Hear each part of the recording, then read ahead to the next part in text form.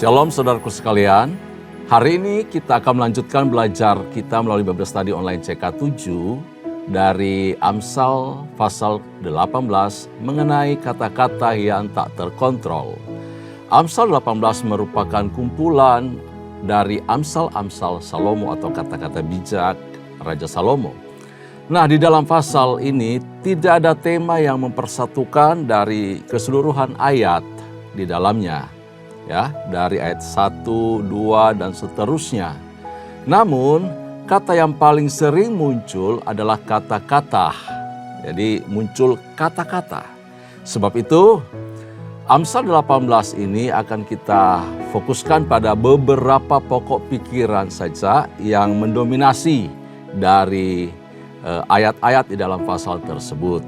Sebelum kita membahas lebih lanjut Amsal pasal 18 ini, mari saya ajak kita semua mengucap syukur kepada Tuhan melalui pujian penyembahan kita. Angkat hatimu, angkat rohmu di hadapan Tuhan. Sembah Tuhan kita. Terima kasih. Kami bersyukur. Haleluya.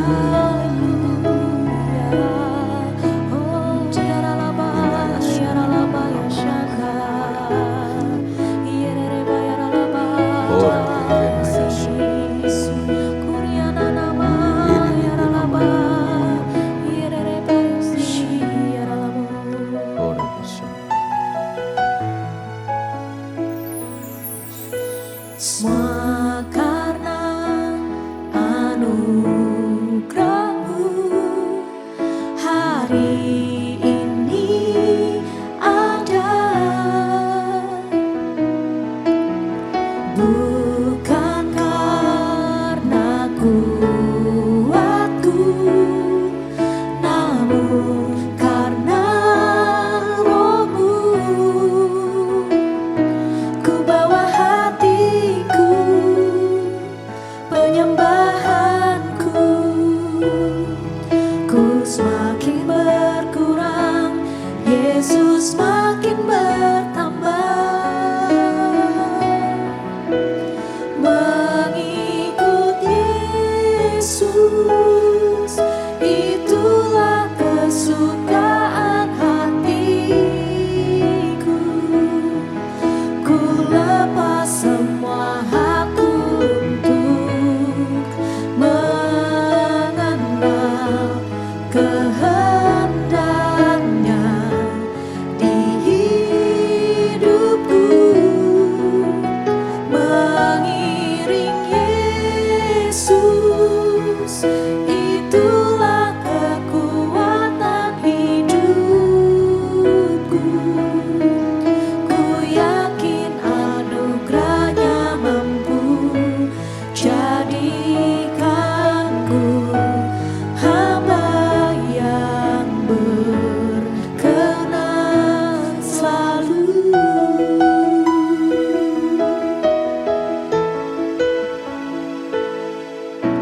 Semua karena anugerah-Mu hari ini ada,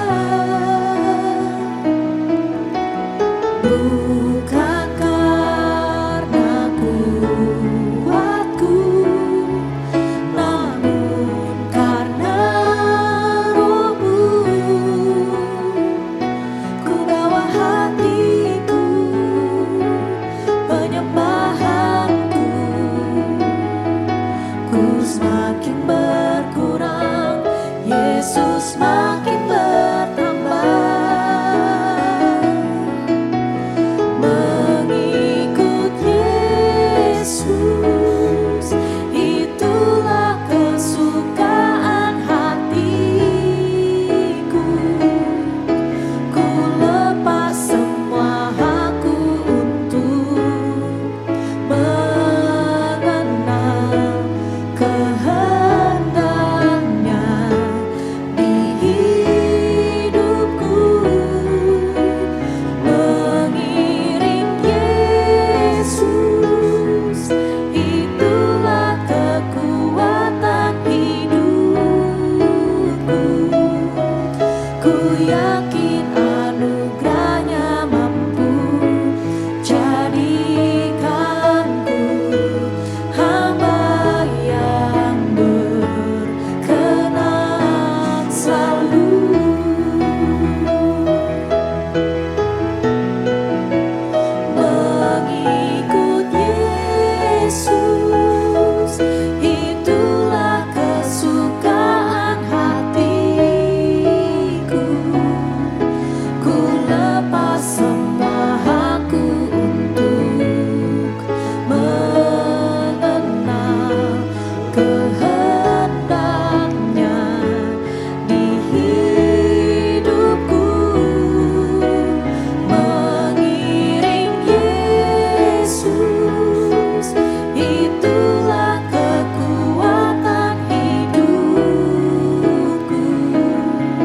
ku yakin anugerahnya mampu jadikanku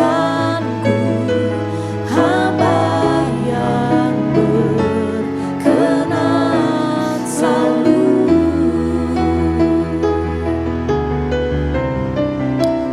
Mengikut Yesus, itulah kesukaan hatiku.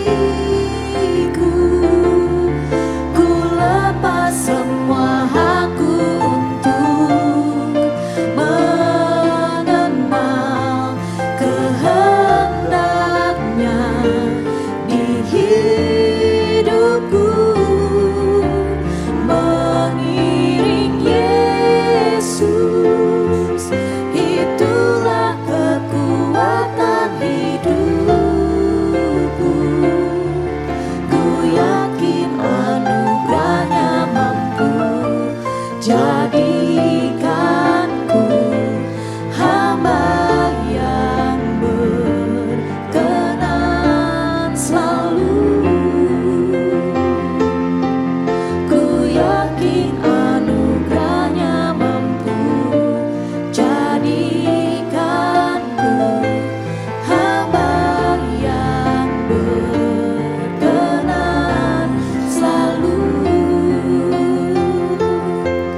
Ku yakin anugerahnya mampu jadikanku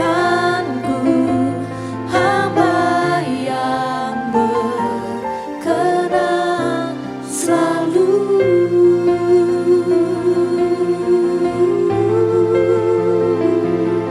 Haleluya, jadikan kami hamba-Mu yang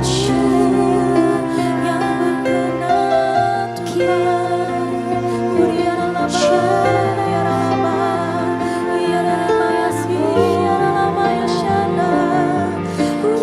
Tuhan. Kami bersyukur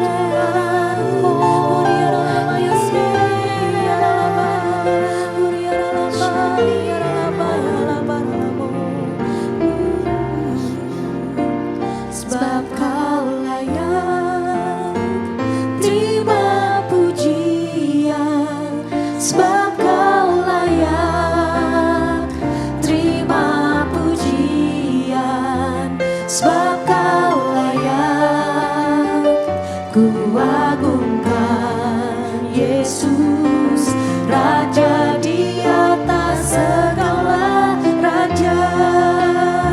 Sebab Kau layak terima pujian, sebab Kau layak terima pujian, sebab Kau layak ku agungkan Yesus, Raja di atas segala raja.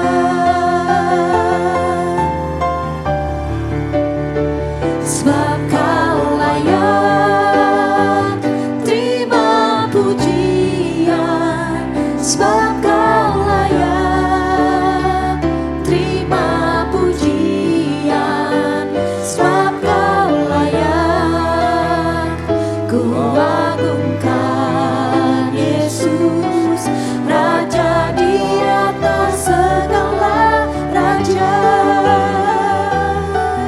Raja di atas segala raja,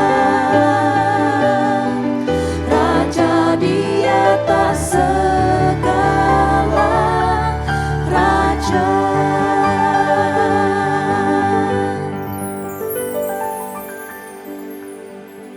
Engkau layak terima hormat, pujian, dan penyembahan dari kami semua umat-Mu.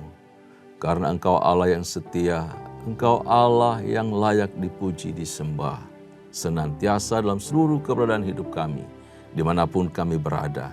Dan saat ini ya Tuhan, kami mengucap syukur karena hadir-Mu, karena perkenanan-Mu di tengah-tengah kami, ketika kami sedang membaca firman-Mu, ketika kami sedang mendengar sabda-Mu, ketika kami sedang belajar bersama-sama mengenai firman-Mu. Kami tahu Engkau menuntun Engkau mengurapi, Engkau memberkati kami dengan kuat kuasa Roh Kudus-Mu. Membuat kami mengerti, membuat kami paham, membuat kami bahkan mampu melakukan firman-Mu dan tinggal di dalamnya. Terpuji nama-Mu ya Tuhan. Dalam nama Yesus kami mengucap syukur, kami berdoa. Haleluya. Amin. Amin.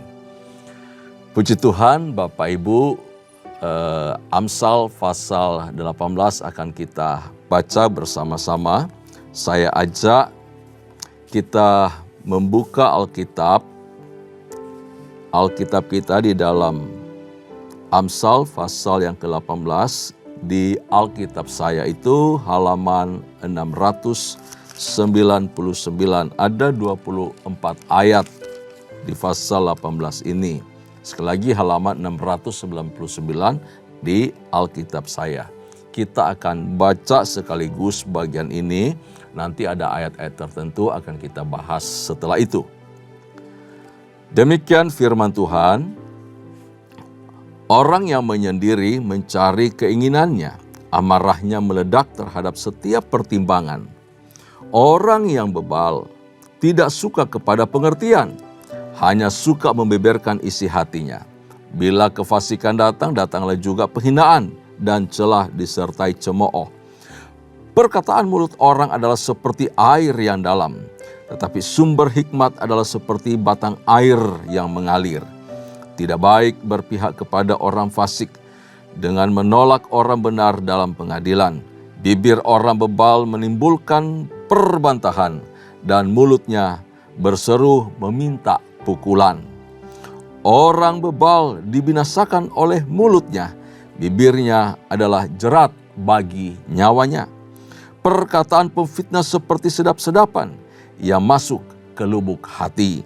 Orang yang bermalas-malas dalam pekerjaannya sudah menjadi saudara dari si perusak. Nama Tuhan adalah menara yang kuat. Kesanalah orang benar berlari dan ia menjadi selamat. Kota yang kuat bagi orang kaya ialah hartanya, dan seperti tembok yang tinggi menurut anggapannya. Tinggi hati mendahului kehancuran, tetapi kerendahan hati mendahului kehormatan. Jikalau seorang memberi jawab sebelum mendengar, itulah kebodohan dan kecelaannya. Orang yang bersemangat dapat menanggung penderitaannya, tetapi siapa akan memulihkan semangat yang patah? Hati orang berpengertian memperoleh pengetahuan, dan telinga orang bijak menuntut pengetahuan. Hadiah memberi keluasan kepada orang, membawa dia menghadap orang-orang besar. Pembicara pertama dalam suatu pertikaian nampaknya benar, lalu datanglah orang lain dan menyelidiki perkaranya.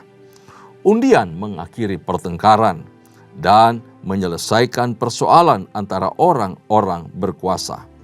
Saudara yang dikhianati lebih sulit dihampiri daripada kota yang kuat, dan pertengkaran adalah seperti palang gapura sebuah puri.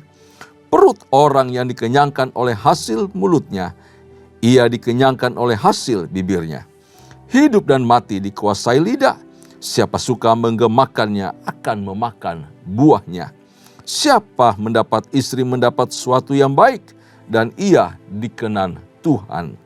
Orang miskin berbicara dengan mohon-memohon, tetapi orang kaya menjawab dengan kasar. Ada teman yang mendatangkan kecelakaan, tetapi ada juga sahabat yang lebih karib daripada seorang saudara. Nah, kita akan mulai membahas dari ayat pertama dan ayat yang kedua di bagian pembukaan. Bahwa orang yang menyendiri mencari keinginannya, amarah meledak terhadap setiap pertimbangan. Orang bebal tidak suka kepada pengertian, hanya suka membeberkan isi hatinya. Ini mengenai kata-kata yang tak terkontrol. Ya, ayat 1 adalah sebuah peringatan mengenai orang yang memisahkan diri, yang suka menyendiri, yang tidak mampu mengontrol emosinya. Kalau dia bertemu dengan orang atau berkumpul dengan satu kelompok kecil, agak sulit mengontrol emosi, sehingga dia lebih baik merasa haruslah sendiri aku. Ya, dia memilih untuk menyendiri, dia menjauhi komunitasnya. Lalu dia cuma mengikuti pertimbangan, mengikuti ambisi diri dan keuntungan dirinya sendiri. Sangat-sangat egois. Jadi ada unsur juga bentuk pasif dari dirinya tetapi aktif dari satu kelompok yang kemudian mengisolasikan orang tersebut. Ya, sehingga orang ini menjadi seorang pribadi yang antisosial. Nah, kalau orang sudah antisosial, Bapak Ibu salam Tuhan, karena tidak bisa mengontrol, mengekang diri sedemikian rupa, dia sangat gampang terbawa emosi, ya, emosinya labil, karakternya tidak dewasa, dan tidak bisa mengontrol diri, gampang marah, dan kerap kali menolak ketika dinasihati dan diberi pertimbangan-pertimbangan tertentu. Oleh sebab itu, orang seperti ini dikatakan bahwa suka menolak hikmat yang sejati, pengertian yang benar. Dia tidak mau karena menurut dia adalah apa yang dilakukan, apa yang dipikirkan, apa yang dia rasa itu jauh lebih baik, jauh lebih benar, tepat. Orang lain itu semua salah, gitu. Dalam pertimbangan apapun atau kesepakatan yang sudah dibuat itu bisa buyar di dalam komunitas, bisa tidak diakui, bisa tidak diterima, ya. Nah, kemudian paralel dengan orang yang antisosial ini adalah orang bebal. Ini sama saja, orang antisosial, orang bebal itu sama saja. Orang bebal apa sih? Siapa sih mereka? Orang bebal adalah orang yang menolak teguran, orang yang menolak didikan, orang yang keras kepala, orang yang tidak mampu untuk mempertimbangkan hal yang baik dan hal yang buruk. Yang tidak bisa membedakan tangan kanan, tangan kiri. Semua menurut pengertiannya saja. Maunya dia saja. Ya, kalau boleh dia bahkan mengaku dia mengerti, dia tahu. Gitu. Tapi hatinya sesungguhnya tidak senang dengan pengertian itu. Dengan hal tersebut. Dengan nasihat itu. Ya. Segala pertimbangan disampaikan ke dia. Dia tidak senang walaupun dia mengatakan aku mengerti, aku tahu. Tapi dia tidak suka. Akhirnya dia tidak menerima masukan-masukan, nasihat, bimbingan yang penuh hikmat bahkan. Dia tolak. Ya, dia hanya berusaha untuk menerima sesuatu yang menyenangkan bagi dirinya, yang setuju dengan dia, yang suka puji-puji dia, yang suka meninggikan dirinya. Ya, yang support sama dia, yang cari-cari muka sama dia, wah itu dia senang. Ya, ia tidak suka dengan pekerjaannya. Ini orang bebal, ya. Dia tidak suka dengan pekerjaannya atau panduan yang dimiliki. Nah, kalau dalam kehidupan orang percaya, orang ini tidak suka dengan apa yang disampaikan oleh firman Tuhan. Tidak suka dengan apa yang dikatakan oleh Alkitab. Dia berusaha untuk mencari dalih untuk membenarkan pendapat dirinya. Atau juga kalaupun dia mau berdoa, dia nggak suka dengan doanya. Dia merasa percuma gua berdoa. Gitu. Nah, ini orang bebal seperti itu. Jadi cuma ngomong di mulutnya saja, tetapi tidak serius dengan Tuhan. Ia lebih suka tinggal dalam kebodohannya. Tidak mau menerima teguran firman, nasihat Alkitab berbicara, menegur, mengingatkan, dia nggak suka. Ya, dia lebih baik nggak tahu apa-apa, lebih baik gua nggak mau baca firman, nggak mau dengar khotbah, nggak mau dengar nasihat. Jadi begitu mendengarkan sesuatu yang cukup tajam, ini pendeta ini suka nyinggung saya. Setiap dia mau ngomong apa, selalu tujuannya ke saya. Dia merasa tersolimi, tersakiti. Nah, ini orang bebal sebenarnya, menutup pintu terhadap koreksi, terhadap nasihat, teguran, dan merasa dirinya paling benar. Itu adalah kebodohan orang bebal. Orang bebal adalah orang yang tidak suka hidupnya diubah, ya, oleh kuasa Roh Kudus tentu. Nggak suka dia. Dia selalu berpegang, ya ini aku. Ini aslinya aku. Emang kenapa? Ya ini aslinya saya.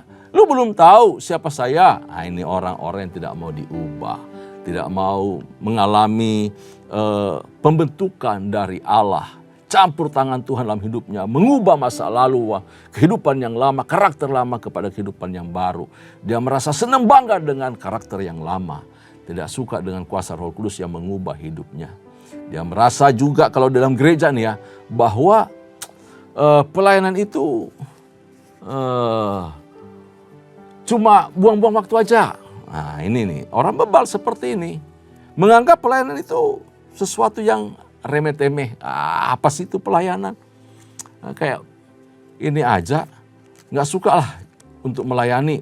Gak suka lah diperintah-perintah orang. Gak suka lah di bawah otoritas orang. Siapa sih mau seperti itu? Pelayanan itu cuma kegiatan melelahkan diri. Sudah buang waktu, buang uang, buang tenaga, buang pikiran. Perasaan juga terinjak-injak. Nah, ini pemikiran orang-orang yang tidak mau diubahkan oleh Roh Kudus. Tidak mengakui kuasa Allah, tidak mengakui kedaulatan Tuhan dalam hidupnya. Tidak mau mengagungkan Tuhan, menyembah Tuhan dalam hidupnya. Tidak mau beribadah kepada Tuhan. Selalu menganggap dirinya, akulah yang bisa memimpin diriku sendiri. Akulah yang bisa mengatur diriku sendiri. Aku lebih benar, aku lebih baik.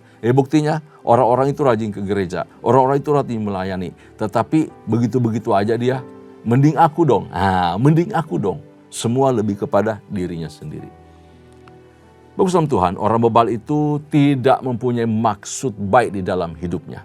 Tetapi hanya berusaha untuk membeberkan isi hatinya. Agar ada yang bisa dikelabui, ada yang bisa untuk dipamerkan dari dirinya, untuk memenuhi atau untuk menutupi kebodohannya. Pura-pura jadi orang berhikmat, pura-pura jadi orang benar, supaya ia tampak lebih baik. Wah, ini mengerikan kalau jadi atau memilih menjadi orang yang bebal. Saya percaya jemaat Tuhan, umat Tuhan yang ada di CK7, kita semua tidak mau berada dalam posisi sebagai orang bebal. Kita adalah orang-orang yang benar. Amin. Dibenarkan oleh karya Tuhan. Kita lanjutkan. Ayat yang ke-6 dan ke-8. Di sana dikatakan, mahkota orang-orang tua adalah anak cucu, dan kehormatan anak-anak ialah nenek moyang mereka. Orang bebal tidak layak mengucapkan kata-kata yang bagus, apalagi 6-8. Bibir orang bebal menimbulkan perbantahan, dan mulutnya berseru meminta pukulan. Orang bebal dibinasakan oleh mulutnya, bibirnya adalah jerat bagi nyawanya. Perkataan pemfitnah seperti sedap-sedapan yang masuk ke lubuk hati. Orang yang bermalas-malas dalam pekerjaannya sudah menjadi saudara dari si perusak. Nah, Bapak dalam Tuhan, ayat 6 sampai yang ke-8 ini merupakan kata-kata orang bebal, ya. Berbentuk paralel yang identik dari kalimat pertama dan kalimat kedua, identik dan sintetis gitu. Sintesis. Jadi maksudnya adalah bahwa punya pengertian yang sama dan kemudian kalimat itu saling melengkapi. Itu namanya identik dan sintesis. Bibir orang bebal itu sumber kerusuhan dalam komunitas. Jadi Bapak Ibu saudara Tuhan, bayangkan kalau di KUL, di komunitas, kelompok sosial atau masyarakat kita, atau dalam pertemanan, lalu ada kehidupan orang bebal di sana, itu mulutnya, perkataannya, bibirnya sumber petaka. Itu perusak. Harmonis itu hilang seketika, ya, rusak semua keharmonisan. Dan kata-kata yang penuh kebodohan, jahat, tajam, nyelekit, waduh, sehingga menghasilkan pukulan bagi dirinya sendiri, ya. Dia jadi dijauhi dan kemudian dapat teguran berkali-kali, tapi dia tetap merasa bangga dengan apa yang dia lakukan. Apa yang diperbuatnya juga menjadi jerat dan membawa kebinasaan bagi nyawanya. Ini mengerikan sekali kalau kata-kata orang bebal itu keluar dari mulutnya. Kita harus hati-hati, ya. Nah, hati-hati dengan motivasi yang jahat lewat kata-kata yang merusak, ya. Kata-kata yang merusak. Karena itu penting sekali untuk kita memperhatikan, untuk kita memilah kata-kata yang keluar dari mulut kita. Supaya apa? Kata-kata yang keluar dari mulut ini membangun dan orang yang mendengarnya beroleh kasih karunia. Ya, Bapak Ibu Tuhan, ini penting sekali. Sebab kalau tidak, kata-kata yang merusak, kata-kata yang mencuri damai sejahtera, kata-kata yang keluar tak terkontrol, waduh, ini membuat kita nanti dikucilkan dari kelompok sosial, dari kelompok komunitas di mana kita terhisap di dalamnya. Jadi ayat 8 itu dikhususkan bagi pemfitnah. Sekali lagi saya bacakan, perkataan pemfitnah seperti sedap-sedapan yang masuk ke lubuk hati. Artinya apa? Kata-kata seperti sedap-sedapan. Dia seorang penggosip, dibumbuin, dibuat menarik. Tetapi semua penuh dengan jebakan di dalamnya. Memperbesar masalah, ditambah-tambahkan. Yang benarnya dikurang-kurangi. Dan dengan licin menambahkan setiap kata-kata manis agar mempengaruhi pusat ingatan dan menarik orang untuk mendengarkannya. Wah, ini luar biasa. Orang kalau tahu ya, ada pribadi seperti ini, ada tokoh-tokoh seperti ini ya, kalau mengolah kata, wah pintar sekali. Pertanyaan yang sebenarnya menjebak dia bisa putar balik dan terkesan wah indah, bagus. Konsepnya luar biasa, tetapi di dalamnya penuh dengan jebakan, penuh manipulatif, dan penuh dengan tipu daya, bahaya. Hati-hati berhadapan dengan orang seperti ini. Nah, Bapak Ibu Tuhan, kita lanjutkan di ayat yang ke-10 dan juga sampai ayat yang ke-12. Nama Tuhan adalah menara yang kuat. Kesanalah orang benar berlari dan ia menjadi selamat. Kota yang kuat bagi orang kaya ialah hartanya dan seperti tembok yang tinggi menurut anggapannya. Tinggi hati mendahului kehancuran, tetapi kerendahan hati mendahului kehormatan. Dikatakan bahwa nama Tuhan adalah menara yang kuat. Nama selalu identik dengan pemilik nama, pribadi yang punya nama itu. Si nama Tuhan ditulis di dalam huruf besar semua, Yahweh. Jadi nama Tuhan identik dengan menara perlindungan. Karena itu kesanalah orang benar berlari dan selamat. Nama Tuhan, menara yang kokoh, tempat perlindungan bagi orang percaya, bagi orang benar. Dalam segala bentuk kesulitan hidup, orang benar mendapat jaminan keselamatan dari Tuhan. Apapun pergumulan kita, ketika kita datang lari hanya kepada Dia, mata kita tertuju kepada Dia, Dia mengawasi, Dia memperhatikan dan menolong setiap kita. Harta benda dibandingkan di sini dari orang kaya adalah kota yang kuat bagi dia menurut pikirannya. Dan tentu memberi banyak nilai positif.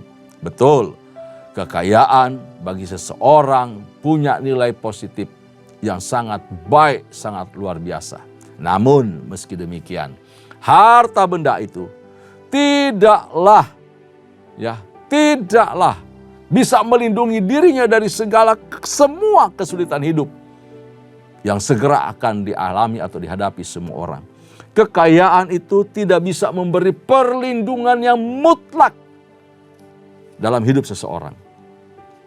Sebaliknya, bisa saja kekayaan itu menjadi satu bentuk kesombongan yang dipamer-pamerkan. Pengandalan kita kepada harta bukan lagi kepada Tuhan. Dan itu merupakan awal dari kehancuran.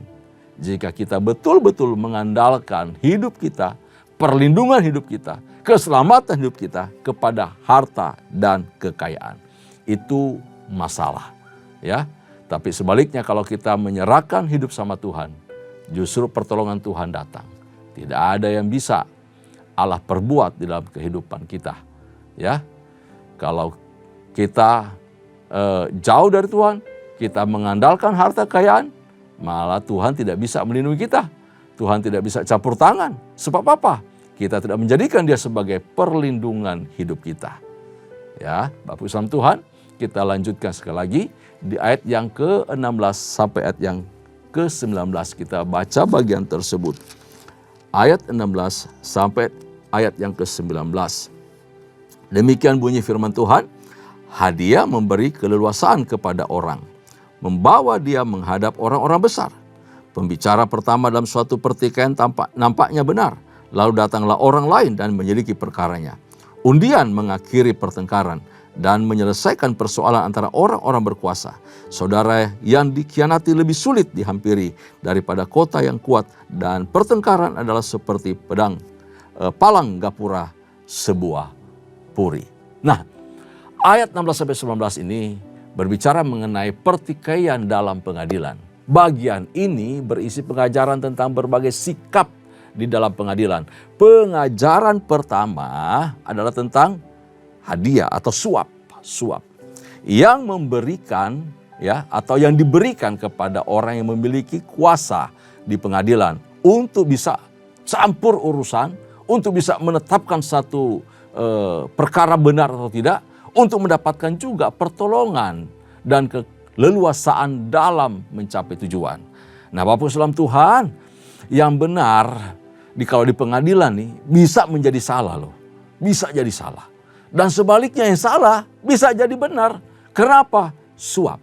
Waduh, kalau pengadil sudah menerima suap, apalagi berurusan dengan orang yang kaya, orang yang kuat, dengan orang sebagai penguasa, waduh habis deh. Orang-orang yang berurusan dengan mereka pasti kalah, pasti dirampas, pasti digagahi, pasti tidak bisa berbuat apa-apa. Oleh sebab itu, keputusan yang diambil pada akhirnya, karena ada orang yang memperhatikan, ada orang mengevaluasi, ada hakim lain lagi yang datang dan mengevaluasi hasil tersebut. Kesimpulannya bahwa keputusan harus dilakukan lewat undian. Nah, ini kebiasaan yang ada di Timur Tengah, khususnya orang Israel. Setiap menyelesaikan perkara kalau sulit dan ada semacam intrik di dalamnya, terkesan, waduh lebih baik undi. Nah, dipercaya bahwa dengan membuang undi, maka Tuhan bekerja di dalamnya. Ayat 19 diberitahu kalimat ini sebenarnya ada refleksi dari rasa sakit hati yang mendalam. Di ayat 19 itu ya, sakit hati yang sangat mendalam dalam diri orang yang sedang berselisih dengan orang dekatnya. Orang dalam, bahkan sahabat atau keluarga. Sehingga pertengkaran akhirnya memisahkan hubungan mereka tersebut. Memisahkan saudara dengan yang lain karena pertengkaran. Karena itu hati-hati. Kalau memulai segala sesuatu menyelesaikan suatu masalah perkara, tolong redahkan emosi, pikiran, hati harus down semua, turun semua. Supaya apa? Ada niat baik, ada sesuatu yang baik yang dihasilkan. Kalau tidak, semua tensinya tinggi, emosinya naik, kata-katanya kasar, suaranya melengking, waduh rusak dah. Terjadi pertengkaran dan dari pertengkaran itu akan memisahkan hubungan, merusak saudara dengan saudara lainnya. Lalu di ayat 20 dan 21 dikatakan demikian, perut orang dikenyangkan oleh hasil mulutnya, ia dikenyangkan oleh hasil bibirnya, hidup dan mati dikuasai lidah, siapa suka mengemakannya akan memakan buahnya. Kalimat di dua ayat ini berbicara tentang kuasa dari kata-kata yang sangat berdampak terhadap kehidupan. Kata buah mulut identik dengan hasil bibir. Mulut melambangkan kata-kata.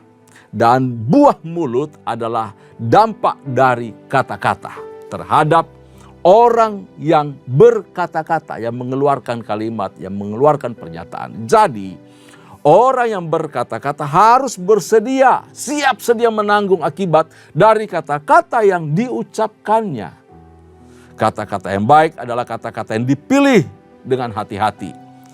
Dipilih dengan selektif guna mencapai tujuan yang baik. Sehingga mendatangkan sukacita, mendatangkan kepuasan bagi yang mengucapkannya. Tapi kata-kata yang buruk, kata-kata yang jahat pasti akan mendatangkan kesusahan. Karena itu dilanjutkan ayat 21, dikatakan suatu peringatan tentang dampak dari lidah. Yaitu apa? Berupa kematian. Ya, kematian atau kehidupan. Tinggal mau pilih nih, Kata-kata baik datangkan kehidupan. Kata-kata yang tak terkontrol, kata-kata yang tidak selektif, kata-kata yang menghancurkan, ya pasti akan mematikan diri sendiri. Betapa seriusnya Bapak Ibu saudara Tuhan, dampak dari kata-kata. Kita harus hati-hati terhadap kehidupan seseorang. Mengatakan, ya kayaknya saya sakit-sakitan deh bawaannya, kayaknya susah ya hidup ini ya. Perhatikan, Anda memilih kata-kata yang buruk, engkau akan memakan buahnya. Tapi kalau kau berkata, saya sehat, saya kuat, saya diberkati, saya disayang Tuhan, engkau menerima buah dari perkataanmu. Siapa yang menyukai akan memakan buahnya. Ayat 21. Ya. Memakan buahnya berarti menerima akibat dari kata-kata itu sendiri. Karena itu hindari caci maki, kata-kata hujat, fitnah, provokasi apapun bentuknya, ya, yang penuh kebencian, ancaman, kutuk, umpatan, dusta, dan kata-kata lainnya, kata-kata jorok, kotor, kasar, semua. Tapi mulai hari ini mulailah mengucap syukur, memuji Tuhan, memberkati, kata-kata dorongan, kata-kata yang memberi semangat, kata-kata yang manis dan sedap didengar. Supaya orang yang mendengar beroleh kasih karunia dari Tuhan. Matius 12 ayat 25 mengatakan orang baik mengeluarkan hal-hal yang baik dari perbendaharanya, dari hati, dari mulutnya. Dan orang jahat mengeluarkan hal-hal yang jahat dari perbendaharaannya yang jahat. Pilih mana? Saya berharap, saya percaya orang benar akan mengeluarkan kata-kata yang baik dari hatinya. Amin. Mulai sekarang, pastikan bahwa apa yang kita sampaikan, kita nyatakan, membuat orang lain beroleh kasih karunia dari Tuhan. Tuhan Yesus memberkati kita semua. Tundukkan kepala, kita berdoa. Bapa Surgawi, terima kasih untuk hari ini. Kami mengucap syukur lewat kitab Amsal pasal 18. Engkau mengajar kami untuk kami berhati-hati di dalam menyampaikan kata-kata kami. Mulut kami menjaga perkataan kami, menjaga lidah kami. Bahkan memilih kata-kata yang tepat, selektif supaya orang lain tidak tersinggung, tidak marah, tidak ngamuk. Supaya orang lain tidak terbawa dengan kutuk atau apapun yang kami sampaikan. Tetapi memberkati, menolong, menghibur, menguatkan. Dan mereka beroleh kasih karunia. Terpuji namamu ya Tuhan. Kami mengucap syukur. Baharui, ubahkan kami. Untuk terus memperkatakan hal-hal yang indah. Hal yang manis, hal yang positif. Supaya hidup kami diberkati. Kami memakan buah yang baik, buah yang benar. Dari perkataan yang baik dan benar. Terpuji namamu ya Tuhan, berkati umatmu, berkati kami semua. Di dalam nama Yesus Kristus Tuhan, kami mengucap syukur. Haleluya. Kekasih-kekasih Tuhan arahkan hatimu di hadapan Allah. Dan terimalah anugerah serta berkat yang melimpah dari Allah Bapa. Kasih sayang di dalam Kristus Yesus Tuhan serta persekutuan yang manis dengan Allah Roh Kudus menyertai kita. Mulai hari ini sampai parusia Tuhan datang pada kali yang kedua, bahkan sampai selama-lamanya. Setiap kita yang percaya terima berkat, sama-sama katakan amin, amin. Tuhan Yesus memberkati kita semua. Shalom.